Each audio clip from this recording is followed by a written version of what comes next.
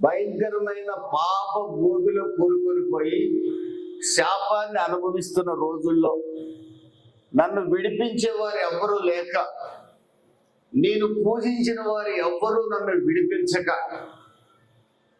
పెద్దలైన వారు కానీ మహానుభావులు మహాపురుషులు ఎవరైనా కూడా నా జీవితాన్ని మార్చే పరిస్థితి లేని రోజుల్లో, జిగటగల దొంగ ఊబిలో పాప ఊబిలో నేను కూరుకొని పోయిన రోజుల్లో, నాకెవరూ సహాయం చేసేవాళ్ళు లేనప్పుడు, సమాధానం లేక అల్లాడుతున్న రోజుల్లో, ఎందుకు బ్రతకాలి నేను, ఈ జీవితాన్ని ముగిస్తే బాగుండు కదా అని అనుకునే రోజుల్లో, నేను పూజించలేదు, నేను ఆరాధించలేదు, నేను ఒకప్పుడు విగ్రహారాధికుడిగా ఉన్నాను, ఆ తర్వాత కమ్యూనిస్ట్ సిద్ధాంతాల్లో ఉన్నాను, పాప ఊబిలో నేను పడింది కూడా కమ్యూనిస్టుగా ఉంటూనే పడ్డాను. ఏ దేవుణ్ణి పూజించే రోజులు కావేవి. నేను ఆ రోజుల్లో పూజించడం అంతా అయిపోయింది. యవన కాలంలో కమ్యూనిజంలో ప్రవేశించిన నేను ఆ సిద్ధాంతాల్లోనే కొనసాగుతూ వస్తున్నాను ఖమ్మం జిల్లాలో. ఆ తదుపరి ఉద్యోగానికి వెళ్ళాను, భయంకరమైన పాప శాపాన్ని అనుభవిస్తున్నాను. నా కారణాల వల్ల, నేను చేసిన కార్యాల వల్ల. వివాహం అయింది, కుటుంబంలో సమాధానం లేదు, పిల్లల జీవితాల్లో నెమ్మది లేదు. వేల రూపాయల ఉద్యోగం, జీతం సంపాదిస్తున్నాను, కానీ ఏ రాత్రి కంటి మీద సరైన నిద్ర లేని రాత్రులు గడుపుతూ ఉన్నాను. ఎవరు నన్ను విడిపిస్తారో నాకు అర్థం కాదు, ఎవరు నాకు సహాయం చేస్తారో నాకు అర్థం కాదు. కానీ ఎక్కడో నాకు విడిపించబడాలి, సమాధానం అనుభవించాలని కోరిక నాలో ఉంది. కానీ ఎవరు సమాధానం ఇస్తారో అర్థం కాని రోజుల్లో, ఒక దశలో నేను పూజించిన వారందరినీ మరొకసారి జ్ఞాపకం చేసుకొని, మా ఇలవేల్పును కూడా జ్ఞాపకం చేసుకొని, అనేక మందిని పిలిచాను, అనేక మందిని అడిగాను. ఎక్కని కొండ లేదు, మొక్కని దేవుడు లేదు, అందరి పేర్లు తలచాను, ఏ ఒక్కరూ నాకు సహాయం చేయలేదు. నేను పట్టుకొని తిరిగే నేను సిద్ధాంతాలు కూడా నా జీవితాన్ని పవిత్రపరచలేకపోయాయి, సమాధానం ఇవ్వలేకపోయాయి, శాపం అనుభవిస్తున్న నా కుటుంబంలో ఆశీర్వాదాన్ని కలిగించలేకపోయాయి.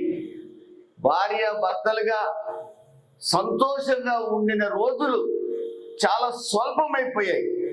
ఇద్దరం పోస్ట్ గ్రాడ్యుయేట్స్, ఇద్దరం వేల రూపాయల జీతం సంపాదిస్తున్నాం. కానీ నా ప్రియమైన వారులారా, ఈ రాత్రి ఎందుకు ఈ ప్రారంభంలో కొన్ని మాటలు నేను చెప్తున్నానంటే, సమాధానం లేని రాత్రులు అనుభవిస్తున్న రోజుల్లో, జిగట గల దొంగ ఊబిలో కూరుకుపోయి పాపపు శాపాన్ని అనుభవిస్తున్న రోజుల్లో, నేను పూజించిన ఏ ఒక్కరు నన్ను విడిపించకపోగా, నేను బోధించిన సిద్ధాంతాలు ఏవి నన్ను కాపాడకపోగా, నేను ద్వేషించిన, నేను దేవుడు కాదన్న, నేను ఫలానా వాళ్ళ దేవుడని అనేకులతో వాదించిన, ఏ దేవుడి పుస్తకాన్ని అయితే పలుమార్లు చించి కాల్చానో, డిగ్రీ కాలేజీలో కమ్యూనిస్ట్ సిద్ధాంతాల్లో గర్వాంధుడినై కొనసాగుతూ ఏ దేవుణ్ణి నమ్ముకున్న వాళ్ళని ద్వేషించానో, మీరు ఫలానా వారని ఎవరినైతే దూషించానో, ఇదే ఖమ్మం జిల్లా సత్తుపల్లి డిగ్రీ కాలేజ్ ప్రెసిడెంట్ గా పనిచేస్తూ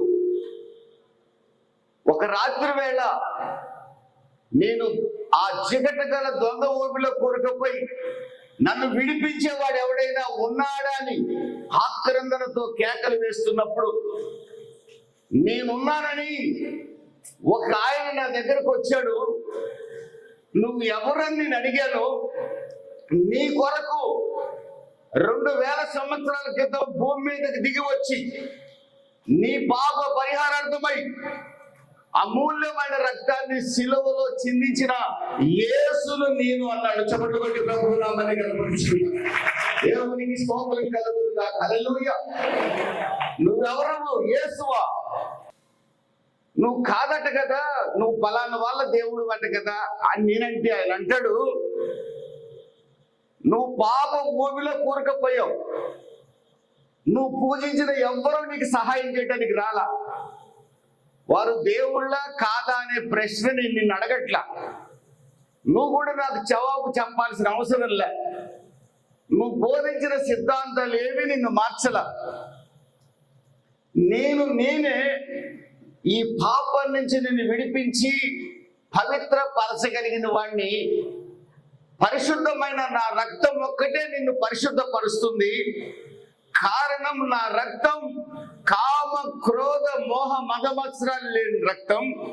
నా రక్తంలో అసూయ ద్వేషం పగ లేదు. నేను వివాహం కూడా చేసుకోలేదు. సంసార సుఖాలు కూడా అనుభవించడానికి నేను భూమి మీదకి రాలేదు. పరిశుద్ధ రక్తాన్ని పాపి అయిన మానవుడి కొరకు చిందించి పాపి అయిన మానవుడిని పవిత్రపరిచి ఆ మానవుడి కుటుంబంలో సమాధానాన్ని కలిగించాలని, ఆ మానవుడు నిత్య నరకానికి వెళ్లకుండా నిత్య రాజ్యం అని పేరు పెట్టు. మీ అమ్మమ్మ చెప్పినట్టుగా స్వర్గమని పిలుచుకో, లేదా కైలాసమని పిలుచుకో, ఏ పేరుతో అయినా పిలుచుకో. దానికి అధిపతి పరిశుద్ధుడైన దేవుడు మాత్రమే. ఏ పాపము లేనివాడే దేవుడు. చరిత్ర సుచరిత్ర కలిగిన వాడే దేవుడు. ఒక్కసారి నా చరిత్రను చెప్తాను వినన్నాడు.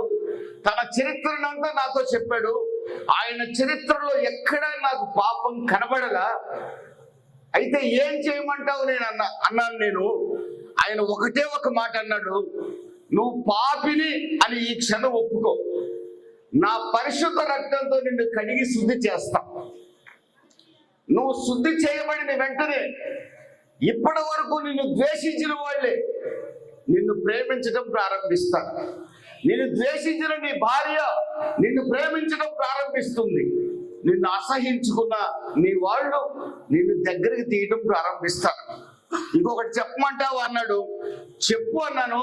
నీలో ఉన్న చెడు గుణాలన్నీ మరుక్షణం నేను మటుమాయం చేయగలను. నీలో ఉన్న చెడుతనాన్ని తొలగించగలిగేవాడిని నేను మాత్రమే అన్నాడు. దుర్గుణాలతో ఉన్న నిన్ను సద్గుణాలు కలిగిన వ్యక్తిగా చేసేవాడిని నా రక్తమే, నేను మాత్రమే.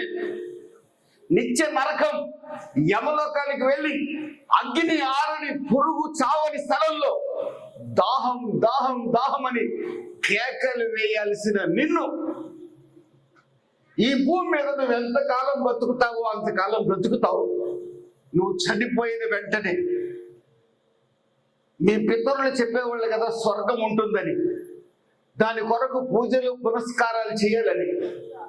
ఏ పూజ పునస్కారం లేకుండా, ఏ కొబ్బరికాయలు కొట్టకుండా, ఏ తలనీలాలు సమర్పించకుండా, నువ్వు ఏ కానుక ఇచ్చినా ఇవ్వకపోయినా నిన్ను పవిత్రంగా బతికించే బాధ్యత నాది. నీ కుటుంబంలో సమాధానం ఇచ్చే బాధ్యత నాది. నిన్ను చూస్తూ భయపడుతున్న పిల్లలు నీ ప్రవర్తనను బట్టి నిన్ను కౌగులించుకునేటట్లుగా చేయగలిగిన బాధ్యత నాది. నిన్ను ద్వేషిస్తున్న నీ భార్య ఇలాంటి భర్త నాకు దొరకటం నా అదృష్టమని నీ భార్య చేత సాక్ష్యం చెప్పించే బాధ్యత నాది. ఇలాంటి బిడ్డ మాకు పుట్టడం మా కర్మ అనుకుంటున్న నీ తల్లిదండ్రుల్లో నీ పుట్టుకను బట్టి సంతోషాన్ని కలిగించే బాధ్యత నాది. ఒక్కసారి నువ్వు పాపిని ఒప్పుకోగలిగితే నా రక్తం నిన్ను పరిశుద్ధపరుస్తుంది అన్నాడండి. ప్రియమైన దేవుని బిడ్డలారా, ఆ మాటలు విన్న నేను, ఆయన చరిత్రను విన్న నేను ఒక్కసారి ఆలోచించాను. నేను కులదేవుడు అనుకున్నవాడు ఎవడు నాకు సహాయం చేయడానికి రాలేదు. ఎన్నోసార్లు ఉచితంగా ఈ జుట్టంతా ఇచ్చాను, ఎవరు నా సహాయానికి రాలేదు. మోకాళ్ళ మీద మెట్లెక్కాను, గర్భగుడి దగ్గరికి వెళ్ళి పూజించాను, ఎవ్వరు నా సహాయానికి రాలేదు. నేను కులదేవుడు అనుకున్నాను, మత దేవుడు అనుకున్నాను, ఫలానా వాళ్ళ దేవుడు అన్నాను. ఆయన పుస్తకాన్ని 100 సార్లు చించి వేశాను. ఆయన నమ్ముకొని చర్చికి వెళ్తున్న నా తోటి కాలేజీ స్టూడెంట్స్ని ఇష్టానుసారంగా గర్వాంధుడిని మాట్లాడాను, నాకు ఎదురు లేదు కదా అని. అయినప్పటికీ కూడా ఈయన ఎవరో నన్ను ప్రేమించి నా కొరకు రక్తం చిందించాను అంటున్నాడు. నేను పాపినని మాత్రమే ఒప్పుకో. నువ్వు అగరొత్తులు ఇవ్వవసరం లేదు, హారతి కర్పూరం ఇవ్వవసరం లేదు, అరటి పండు పెట్టవసరం లేదు, తమలపాకు పెట్టవసరం లేదు అంటున్నాడు. ఈయన చెప్పే మాటల్లో ఏదో నమ్మాలనిపిస్తుంది అనుకున్నాను. ఆ సమయంలో ఇంకా ఆ గుంటలో లోపలికి పోతూ ఏ రోజు చనిపోదామనే ఆశతో ఉన్న నా బ్రతుకులో ఆ వ్యక్తి మాటల ద్వారా ఒక నిరీక్షణ కలిగింది. వెంటనే ప్రభువా నేను పాపిని, నన్ను క్షమించమన్నాను. వెంటనే ఆ ఊబిలో నుండి, ఆ గోతులో నుండి ఆయన నన్ను పైకి లాగాడు. తన చిందించిన రక్తంతో నన్ను కడిగి శుద్ధి చేశాడు, పరిశుద్ధపరిచి ఈ రోజున మీ ముందు నిలబెట్టాడు. చెమటలు కొట్టి ప్రభునామాన్ని కనపరిచి దేవునికి స్తోత్రం కలుగును గాక. హల్లెలూయా, హల్లెలూయా. నా జీవితాన్ని మార్చిన యేసు, ఆ యేసును గురించి చెప్పాలనే మీ ముందు నిలబడ్డాను. మీ ముందు మాత్రమే కాదు, అనేక చోట్ల నిలబడుతూ వస్తున్నాను.